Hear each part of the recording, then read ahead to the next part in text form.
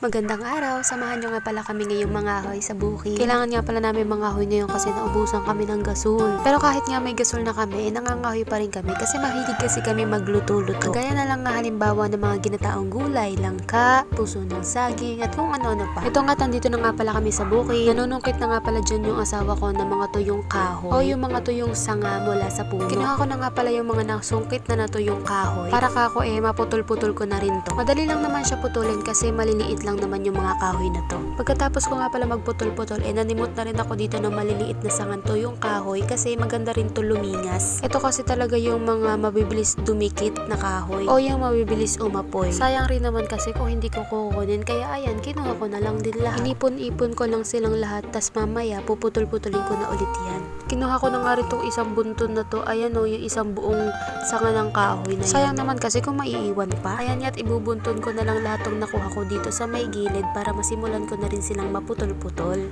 Nagputol-putol na nga ako dito habang nangunguha yung partner ko ng iba pang mga kahoy para mamaya ilalagay na lang namin siya sa sako. At ito pa nga yung ibang nakuha na kahoy, sobrang lalaki nito. At Diyos me, hindi ko na yan kayang putulin gamit ang kamay. Kaya nga tinagataga na lang to ng partner ko gamit yung daladala naming itak. Ayan na nga pala yung mga nakuha naming kahoy. Goods na yan para pang luto. After nga maputol-putol yung kahoy, ayan, pinaglalagay ko na siya ngayon sa sako. At para maayos na rin siya at basta na lang dadalhin pag alis namin. Naisip nga pala namin na iuwi nga pala muna tong mga kahoy na to.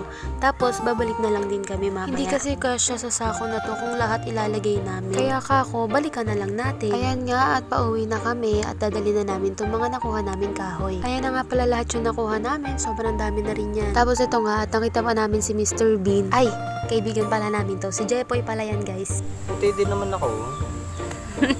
Obvious ba? Obvious ba?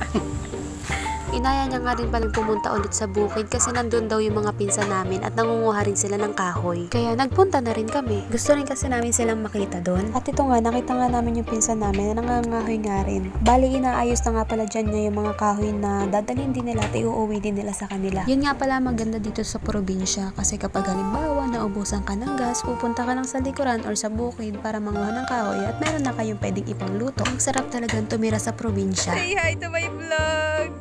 At ito naman nga pala yung isa ko pang pinsan. At ang dami na nga rin daw niya ditong nakukuha. Ganito nga lang pala kasimple yung buhay namin dito. At ang isa pa, napaka-peaceful din tumira sa ganitong klase ng lugar. Tahimik lang at araw-araw ka pa makakalanghap ng sariwang hangin. Iba pa rin talaga kapag nasa probinsya ka. Parang ang dali lang ng mabuhay dito. May dahon pa.